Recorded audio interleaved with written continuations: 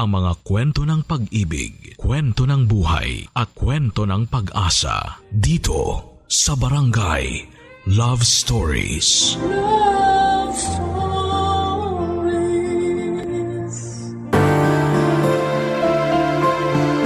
Minsan, kung sino pa ang mga tao na pinagkakatiwalaan natin ng husto, ay sila pa ang unang mananakit sa atin. Ikaw kabarangay, nakasira ka na ba ng tiwala ng taong malapit sa iyo? Dear Papa Dudut, magandang araw po sa inyo at sa mga avid listener ng Barangay Love Stories. Tawagin niyo na lamang po ako sa pangalang Leila, 33 years old at taga Marikina. Sumulat po ako para ibahagi ang istorya ng buhay ko na masasabi kong kapupulutan ng aral ng mga kabarangay natin.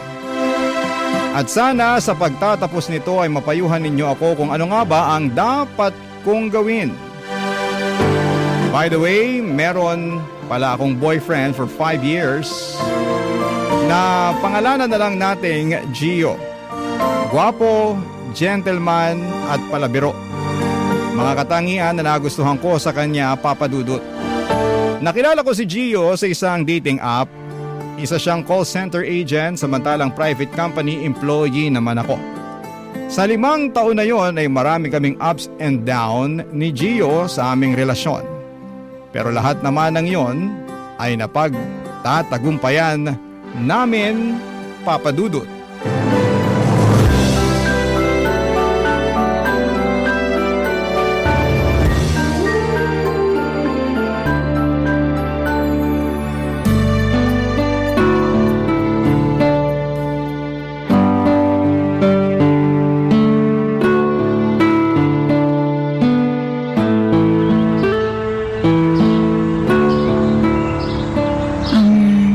Gio, pang ilang stick mo na yan? Pangatlo na. Pangatlo? Parang 1 oras pa lang na nakakalipas simula na nagyosi ka tapos nakailan ka na? Pasensya na, dami ko lang iniisip eh. Nagre-relax lang ako kaya nagyoyosi ako. Hindi ko naman namalayan na nakarami na pala ako eh. Halata nga na tensyonado ka at kanina ka pa nakatingin sa malayo dyan. Ayos ka lang ba? May problema ba? Pwede mong sabihin sa akin para naman gumaan-gaan ang loob mo. Sa bahay lang. Sina Mama at Papa nag-aaway na naman. Naungkat na naman kasi yung pambababae ni Papa dahil nahuli ulit siya ni Mama na may kinaloloko ang ibang babae. Ay nako, si Tito Mike talaga. Oo eh. Sakit nila sa ulo. Iyak nang iyak si Mama tapos nagbanta na magbibigti raw pag hindi tinigilan ni Papa yung babae niya. Diyos ko, sinabi talaga ni Tita Regine yun? Oo. Narinig pati ng mga bata akong kapatid kaya takot na takot. Yun. Inawat nga nila si Mama na kumuha ng kung ano na pwede niyang gamitin para makapanakit sa sarili niya tapos parang wala lang kay Papa. Anong wala lang sa Papa mo? Sinabihan lang si Mama na praning kasi tinatanggi niya na may ugnayan siya dun sa babae na pinagbibintangan ni Mama. Pero kilala ko yan si Papa eh. Nakungukan ng sinungaling yan. Lalo na hindi naman na yun yung unang pagkakataon na niloko niya si Mama. Ewan ko rin kay Mama kung bakit pinatawad at tinanggap niya pa si Papa sa bahay namin eh. Yan tuloy. Nagkakagulo sila ngayon. Baka kasi ayaw lang ng Mama niyo na masira ang pamilya niyo. Kaya pinatawad niyo pa rin ang Papa niyo. Kaso na kay Tito na yan eh. Dapat hindi na niya inulit. Kaya nga. Pero wala eh. Habang tumatagal, tumatandang paurong si Papa. Di na rin mapagsabihan kaya yun. Sumasakit ang ulo ko sa kanilang dalawa. Kung pwede lang talaga hindi na ako umuwi sa amin para may peace of mind ako, gagawin ko eh. Paano ang mga kapatid mo kung hindi ka uuwi sa inyo? Paano si Tita Regine? Ando naman si ate. Mas close naman sila ng mga kapatid namin tsaka ni Mama. Kaya na nila sarili nila. Kung magtatagal pa ako dun, baka masiraan na talaga ako ng ulo. Huwag mo namang sabihin yan. Ang hirap eh. Alam ko naman na walang perpektong pamilya pero ang lala ng pamilya namin.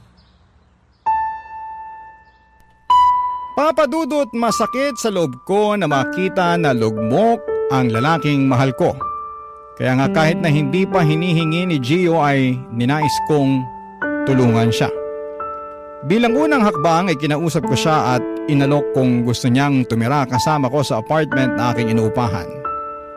Naawa kasi ako sa kanya, Papa Dudut. Hindi nagtagal ay tuluyan na kaming nagsama. Inalagaan ko si Gio, sinuportahan at tinulungan na makabangon at makapagpatuloy. Dahil gano'n naman, ang pag-ibig hindi ba? Hindi sa lahat ng pagkakataon ay 50-50 kayo ng partner mo.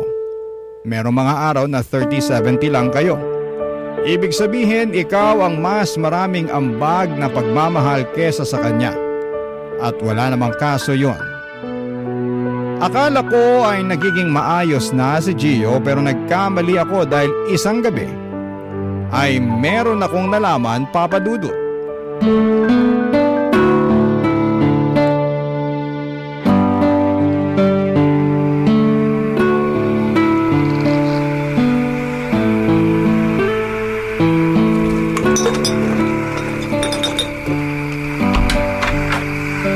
Gio? Bakit ka nagiinom? May problema na naman ba? Ha? Andiyan ka pala, Layla. Oo. Sorry di kita nasundo sa opisina nyo kasi may nangyari lang sa trabaho kaya yun. Umuwi na lang ako rito sa apartment para magmukmuk. Tapos di ko na nasagot mga tawag at text mo. Bakit ba? Anong nangyari sa trabaho nyo? Naku, wala yun. Huwag mo na alamin. Sige na, sabihin mo na. Kasi Layla, wala na akong trabaho. Ha? Anong ibig mong sabihin? Tinanggal na ako sa trabaho kasi ang dami ko ng violation. Violation? Anong violation? Marami. Late pumasok sa trabaho, overbreak, mapasok ng lasing. Lasing? Pumapasok ka ng lasing? Kailan yan? Hindi, matagal na yun. Nung bago pa ako lumipat dito. Bakit hindi ko alam yan? Sinadya mo ba na hindi sabihin sa akin? Oo, kasi nakakahiya kaya di ko na lang sinabi. Tapos ngayon nagkapatong-patong na yung mga violation mo kaya natanggal ka na sa trabaho. Yun nga, kaya nga Ngayon nga lang nag-sink in sa utak ko kaya nahihirapan pa akong iproseso. Kailangan ko pa naman ng pera kasi nagpapadala ako ng mama tapos nagkaganto pa. Pakulang kwenta ko talaga. Huwag mong sabihin yan, Gio. Bakit? Totoo naman, di ba? Naman talaga akong kwenta Napakahina ako. Nakikitira na nga ako rito sa'yo tapos tinulungan mo na nga ako makaalis sa amin. Ngayon nawalan naman ako ng trabaho. Ano na ako mag-aabot niyan sa'yo? Nakakahiya talaga. Nangyari na, Gio. Wala na tayong magagawa sa bagay na yon. Siguro ang gawin mo na lang matuto at wag nang umulit sa susunod na trabaho na mapapasukan mo. Hindi ko alam kung may tatanggap pa sa akin dahil sa pangit na record ko. Siyempre meron. Naniniwala ako na meron. Basta kailangan mo lang patunayan sa kanila na nagbago ka na hindi ka na yung dating Gio na tinanggal sa trabaho. Ewan ko, Layla. Sa totoo lang, nakawalan na ako ng pag-asa Hindi ko na alam kung may patutungan pa itong buhay ko. Buti pa alis na lang ako. Ha? Saan ka naman pupunta? Kahit saan, basta lalayo na ako rito kasi ayoko na madamay ka pa sa mga kamalasan ko. Sa wala na akong trabaho. Magiging cargo mo na ako. Hindi kaya ng pride ko yun, no? Kalalaki kong tao tapos palamunin mo lang ako. Hindi ka aalis. Lasing ka, baka mapaano ka pa. Mag-aalala lang ako sa'yo niyan Tsaka, Gio, hindi ka malas. Nagkataon lang talaga na ganun yung nangyari kasi nga magulo rin ang utak mo. May pinagdaraanan ka sa pamilya nyo. Basta, dito ka lang sa apartment. Magpahinga ka, magpagaling ka, tapos kapag ready ka na, saka ka mag-apply ng trabaho. Hayaan mo na muna yung mga gastusin, ha? Kaya ko pa naman yung sagutin Huwag ka lang sumuko kasi kasama mo naman ako. Nandito ako para suportahan ka. Papa Dudut, nagulat ako sa sinabi ni Gio na wala na siyang trabaho. Pero inunawa ko pa rin siya at sinuportahan. Hindi nagtagal ay nagsabi naman si Gio na maghahanap siya ng panibago mapapasukan sa oras na maging maayos ang kanyang sarili. Iniintindi ko yon at pinangahawakan. Nang mga panahon na yon ay si Gio ang naiiwan sa apartment kapag nasa trabaho ako. Masipag naman siya sa mga gawaing bahay at sa katunayan ay mas masipag pa nga siya sa akin. Kaya kahit papaano ay gumagaan ang pakiramdam ko dahil nababawasan ang mga ginagawa ko pag uwi, lalo na at si Gio na ang kusang loob na gumagawa noon. Sa tingin ko, Papa Dudut, ay naging maayos naman ang takbo ng aming pagsasama. Barangay Love Stories. Barangay Love Stories. Papa Dudut, 2 buwan nang walang trabaho noon si Gio. Pero sinusubukan naman niyang makahanap ng mapapasukan. Kaya lang ay palagi siyang bagsak sa mga interview, kaya naman kinain ng awa at pagdududa sa kanyang sarili ang nobyo ko. Pati ako'y naaawa na rin sa kanya dahil umaasa lamang siya sa wala. Sa kabila ng lahat ay hindi pa rin ako sumuko na magpayo at magpalakas ng kanyang loob. Kaya lang pagsapit ng 2 buwan ay nagkasakit si Gio sa baga. Bunga na rin ang pagkahumaling niya sa yosi, sabayan pa ng pag-aalak. At dahil walang savings ang boyfriend ko, ako ang nagpagamot sa kanya hanggang sa tuluyan ng masaid ang aking sariling ipon. Nagautang na rin ako sa mga online lending app at sumala sa pagbabayad ng renta, kaya nag-decide kami na umuwi sa bahay namin sa Rizal para doon pansamantalang makituloy, Papa Dudut.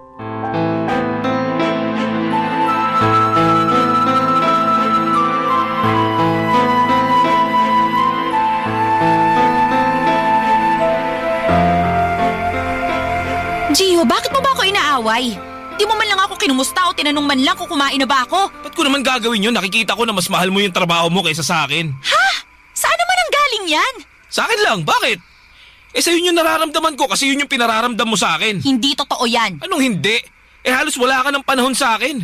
Lagi ka na lang nasa trabaho. Pag uwi mo rito sa bahay, trabaho pa rin yung bukang bibig mo. Wala nang iba, nakakasawa na. Teka nga, bakit ka ba nagkakaganyan? Alam mo naman na malaking tulong sa atin ang trabaho ko, di ba? Baka nakakalimutan mo, marami pa akong binabayarang utang nang dahil sa pagpapagamot ko sa'yo. Hindi pa kasama dun yung iba pa nating gastusin dito sa bahay. Saan ko kukunin yung pambayad at pambili nun kung hindi ako magtatrabaho? Sige nga. Ang akin lang naman, pansinin mo pa rin ako. Pag nagyayaya ako, hindi mo na nga ako mapagbigyan eh.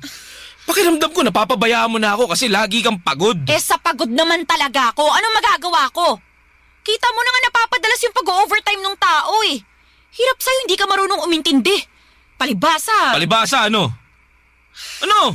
Wala. Anong wala? Tuloy mo yung sinasabi mo. Wala nga.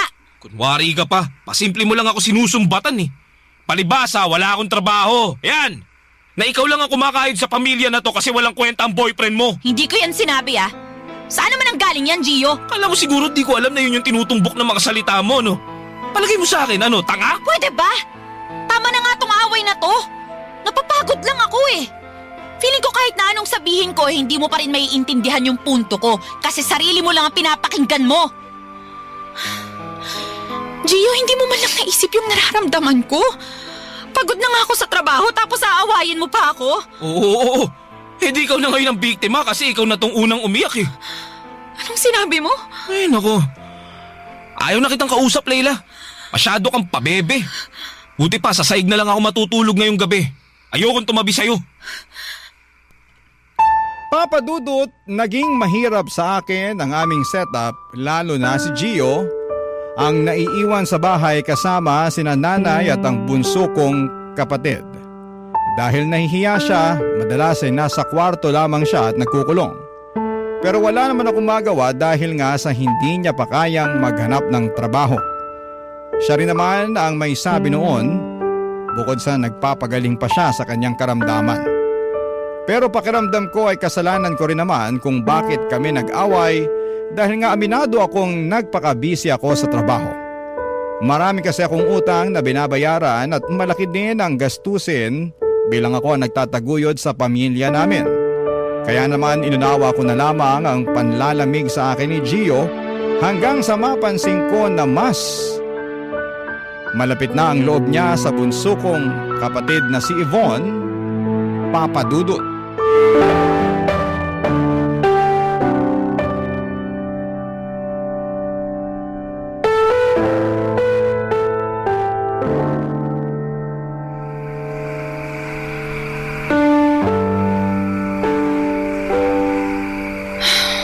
Gio, pwede ba mag-usap tayo? Nag-uusap na tayo, Leila. Kausapin mo ko ng matino. Harapin mo ko. Tignan mo ko sa mga mata, wag yung ganito na kung ano-anong ginagawa mo na para bang wala kang paki sa sasabihin ko. Ano ba kasi yung sasabihin mo at gusto mo pa talagang titigan kita, ha? Gaano ba yun kahalaga? Kahit naman may ginagawa ko, naririnig kita. Masyado ka. Ano nga? Sus, kung wala kang sasabihin, iiwan na kita, ha? Nakakatamad kang kausap, para kang tanga. Huwag kang umalis! Sabihin mo na kasi! Napapansin ko kasi na parang masyado na kayong malapit sa isa't isa ni Yvonne. Ano ba namang klaseng utak meron ka? Hindi ako magsasalita ng ganito kung hindi ko nakukutuban na may... Na ano? Na may relasyon kami, ganon? Mangilabot ka nga sa mga pinagsasasabi mo. Kapatid mo yung tao tapos papatulan ko, ikaw yung syota ko. Sira ulo ka ba? Bakit? Nung nakaraan nakita ko kayo na nag-uusap sa sala tapos kulang na lang yakapin ka ni Yvonne. Sus. Ni walang isang di pa ang pagitan nyo. Sa kusina rin nagtatawanan kayo na para bang may kung ano kayong pinag-uusapan tapos bigla kayo na nahimik nung nakita nyo na ako. Parang yun lang pinag-iisipan mo na agad ng masama. Sa magkasama kami sa bahay, wala nga namang iwasan namin mag-usap, di ba? Baka nakakalimutan mo. Kinakausap ko rin ng nanay mo, hindi lang naman si Yvonne. Ewan ko sa'yo, Leila, parang baliw. Pasensya na. Hindi ko lang talaga mapigilang mapraning, lalo nanlalamig ka na sa akin. Masisisi mo ba ako? Nung kailangan kita, binaliwala mo ako, di ba? Inapakan mo ang pagkalalaki ko, kaya pasensyahan na lang tayo kung nagkakaganito ako sa'yo ngayon. Gio, pwede ba ayusin na lang natin to? Alam ko naman na nagkamali ako. Masyado lang din ako nadala ng emosyon ko noon, kaya nakapagsalita ako ng mga ganong bagay. Ewan ko, pero hirap kasing kalimutan ng mga panunumbat mo eh. Hindi ako nanunumbat. Sus, kunwari ka pa. Papunta ka na doon. Pinigilan mo lang kasi alam mo masasaktan ako. Pero di naman ako tanga, Leila. Alam ko pinupunto mo. Tapos ngayon pag-iisipan mo pa kami ng masama ng kapatid mo? Sobra ka naman yata. Habang tumatagal, nakakawalang gana ka na eh. Papa Dudut, dala na rin siguro ng frustration at selos kaya ako nakapagbitaw ng mga salita na hindi naibigan ni Gio. Naging mitsa yon ng aming pag-aaway pero sa huli ay ako pa rin ang humingi ng tawad. Siguro nga ay masyado lamang akong malisyosa at mahilig magbigay ng kulay sa mga nangyayari. Hindi nagtagal ay nakarating yon sa kalaman ni nanay kaya maging siya ay pinagsabihan ako. Paborito ni nanay ang bunso naming kapatid kaya hindi na ako umasa na kakampihan niya ako. Lalo lamang akong nalugmok dahil sa mga nangyari. Pakiwari ko ay wala akong kakampi sa bahay namin dahil nga nagsimula ko ng maramdaman ang pagdistansya sa akin ni Gio. Maging si Yvonne ay pinapasaringan na rin ako na parang hindi ate ang turing niya sa akin. Lalo kong nasaktan. Dahil sa ginagawa sa akin ng sarili kong pamilya at ng boyfriend ko. Barangay Love Stories. Barangay Love Stories. Papa Dudut, upang maalis sa isipan ko ang mga nangyayari sa bahay ay lalo kong ginugol ang aking oras sa pagtatrabaho. Madalas na ako noon na nag-overtime para sa pag-uwi ko sa bahay ay tulog na si Gio. Maaga rin akong umaalis para hindi na kami magkausap dahil kapag nagpang-abot na naman kami ay hindi niya ako pinapansin. Sumisikip lamang ang dibdib ko sa pagtrato niya sa akin at nadaragdagan lamang ang sama ng aking loob. Pero yun na yata ang pinakamaling ginawa ko.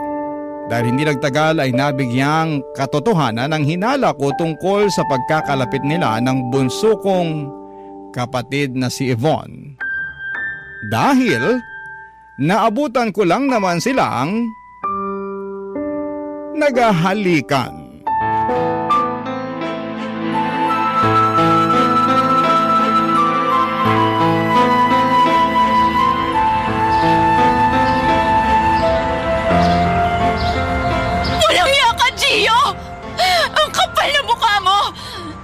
Sabi ka pa na walang mali siyang pag-uusap niyo ni Yvonne tapos ganito? Pasensya ka na, Leila! Pasensya? Paano ko pagpapasensyahan yun? Sige nga, magalit. Isa ka pa, Yvonne! Paano ka hindi magagalit? Eh, boyfriend ko lang naman yung nilalandi mo! Pero ate, nagmamahalan kami ni Kuya Gio. Ano nagmamahalan? Mahiya ka nga, Yvonne! Leila, wag mo sigawan si Yvonne. Kita mo na nga natatakot na yung kapatid mo. Wala akong pakialam! Buti nga sigaw lang ang inabot niya sa akin kahit nakatingkatin ako na sa bunutan siya eh! Ano nangyayari rito? Bakit umiiyak si Yvonne at bakit ka sumisigaw, Leila? Bakit hindi niyo tanungin yung paborito niyong anak, Nay? Sige! Tanungin niyo! Nay! Nay! Ano ba kasi nangyari, Yvonne, ha? Anong ginawa mo? Hindi, wala pong kasalanan si Yvonne, tita. Ako po may kasalanan kaya nangyari to. Oy, ano ba kasing ginawa mo, Gio? Nahuli po kami ni Leila na naghahalikan. Ay, Diyos ko naman! Santissima, mahapaging langit! Pero Nay, nagmamahalan po kami ni Gio. Wow! Kanina lang kinukuya Gio mo pa siya, di ba? Tumigil ka na nga, Leila. Ikaw ang tumigil! Ang kapal naman ng mukha mo na pagsabihan ako ng ganyan, eh ako na nga itong inagrabyado nyo! Ang kapal ng mukha mo, Gio! Ang kapal mo! Pinagkatiwalaan kita! Pinagamot, inalagaan, pinatuloy sa apartment ko, pinatira rito sa bahay at pinakain, tapos ganyan lang ang isusukli mo sa akin! Hindi mo naman kasi ako masisisi. Lagi kang wala rito sa bahay kaya nahulog ako kay Yvonne. Kaya ako wala rito dahil nagtatrabaho ako! Lagi na lang trabaho ang mahalaga sa'yo. Alam nga namang hindi ka nga nagtatrabaho, di ba? Sabi mo? Totoo naman eh! Kung tinutulungan mo sana ako magtrabaho, edi sana meron kang pinagkakaabalahan. At hindi rin sana ako kakayod na para bang daig ko pa ang may 5 anak. Kaso hindi! Palamunin na nga kita tapos nagawa mo pa akong pagtaksilan. Ang masakit pa! Sa kapatid ko pa talaga ikaw pumatol! Walang yaka! Buti pa, lumayas ka na sa pamamahay namin, Gio. Ate, Lumayas ka! huwag mo naman paalisin si Gio. At bakit hindi? May karapatan akong gawin yon. O baka naman gusto mo na ikaw umalis din? Ano? Bakit pati ako paalisin? Hoy, Leila, mag-iingat ka sa mga sinasabi mo sa kapatid mo, ha? Baka nakakalimutan mo, pamamahay ko to. Pamamahay nyo nga pero ako pa rin ang nagbabayad ng bills at bumibili ng pagkain. Sa madaling salita, mga palamunin ko kayong lahat. Papa Dudut, nagdilim ang paningin ko nang maaktuhan ko ang pakikipaghalikan ni Gio kay Yvonne.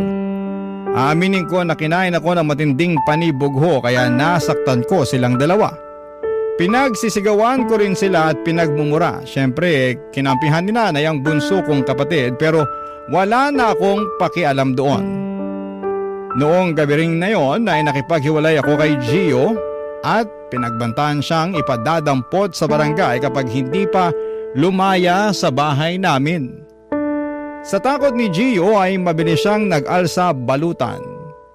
Pinipigilan siya noon ni Yvonne pero lalo ko lamang pinagtulakan paalis si Gio.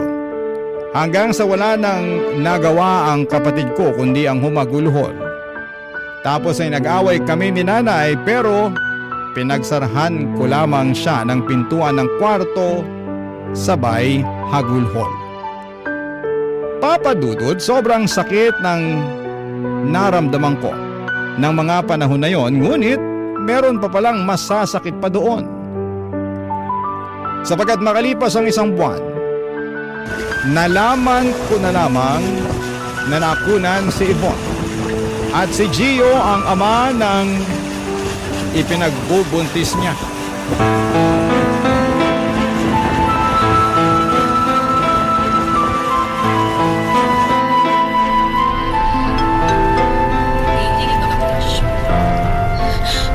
Nay, hindi ko naman po alam na buntis na pala si Yvonne. Hindi ko rin alam. Kasasabi lang niya sa akin pero wala na. Wala na yung magiging apo ko kasi nga kasalanan mo. Teka, paano ko po naging kasalanan? Nagtanong ka pa talaga? Kung hindi mo pinagsalitaan ng masama at tinawa yung kapatid mo, hindi siya makukunan. Ay, Diyos ko. Buti na lang ligtas na si Yvonne dahil kung hindi, malilintik ka sa akin. Parang hindi naman po yata tama na magalit kayo sa akin. Ako na nga po itong inagawa ng boyfriend, di ba? Kasalanan mo naman kung bakit nagkagusto si Gio sa kapatid mo. Hindi ka kasi maalaga. Masyado kang pabaya. Sobra naman po kayo magsalita. Kung bakit kasi hindi mo na lang hinayaan eh. Ano? Bakit hindi ko na lang po hinayaan? Alam mo namang mahina ang puso ng kapatid mo at mabilis siyang ma-stress. Oh, kita mo na nangyari. Bigla na lang siyang dinugo tapos yun na pala yun. Buti na lang mabilis ko siyang naisugod sa ospital dahil baka napano na yung anak ko. Anak niyo rin naman po ako pero parang si Yvonne lang ang mahalaga sa inyo. Baka nakakalimutan niyo. Ako ang sinaktan nilang dalawa ni Gio. Hindi ko naman nakakalimutan yun. Pero sana nagpakaate ka na lang. Naturingan ka pa namang nakatatandang kapatid tapos ganyan ang ugali mo. Wala ka na talagang pagmamahal sa kapatid mo eh. Nay! O anong iniiyak-iyak mo dyan? Akala mo madadala mo ako sa ganyan mo, Leila? Nagagalit ako sa'yo ngayon dahil sa nangyari sa kapatid mo. Para sa akin, ikaw ang may kasalanan ng lahat. Hindi ka pa kinakain ng konsensya mo? Para mo na rin pinatay ang pamangkin mo ng dahil sa pagiging makasarili mo. Eh, anong gusto niyong gawin ko? Hayaan ko na magsama sina Gio at Yvonne habang ako nasasaktan? Oo! Ganun dapat ang ginawa mo. Sana nagpaubaya ka na lang kasi makakausad ka pa naman eh. Jack, makakahanap ka pa naman ng bagong kasintahan. Eh sa nagmamahalan yung dalawa lang ang hadangan natin, di ba? Ibang klase kayo, Nay. Hindi ko na kayo maintindihan. Masyado niyong kinukonsinti ang kamalian ng kapatid ko kahit na masaktan ako ng husto. Anak niyo rin naman ako, ha? Oo. Pero bilang nanay, mas kakampihan ko yung anak ko na sa tingin ko ay mas agrabyado. At si Yvonne yun, hindi ikaw.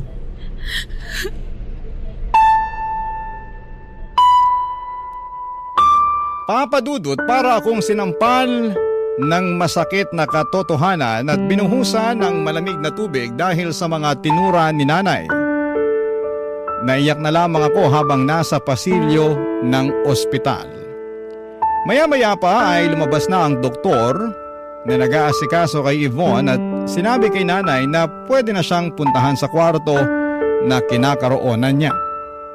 Sasama sana ako pero pinaiwan ako ni nanay kesyo ayaw daw akong makita ng kapatid ko. Sa loob ng 1 buwan ay hindi ko alam na buntis si Yvonne. Kaya nga nang malaman ko yon ay nasaktan talaga ako ng gusto. Ngunit lalo lamang lumalim ang sakit na aking nararamdaman nang konsensyahin ako't sisihin ni nanay sa pagkamatay ng anak ng aking kapatid. Gabi-gabi na lamang tuloy akong umiiyak at inuusig ng aking konsensya. Kaya naman nakapag-decide ako na umalis na sa bahay namin sa Rizal at lumipat sa Marikina. Sa ngayon, Papa Dudut, ay pilit akong umuusan. Pero may mga araw at gabi pa rin na hindi mawaglit sa isipan ko ang mga nakaraan. Paulit-ulit kong tinatanong ang aking sarili kung saan ako nagkulang o kung ako nga ba ang may kasalanan. Sana po ay mapayuhan ako ng mga kabarangay natin. Maraming salamat po sakaling mapili po ninyong i-ere ang sulat ko. God bless and more power po sa Barangay Love Stories. Number 1 kayo sa puso ko. Ang inyong forever kapuso at kabarangay, Leila. O ikaw, kabarangay, kumukulo rin ba dugo mo? Pwede kang mag-iwan ng comment sa ating comment section.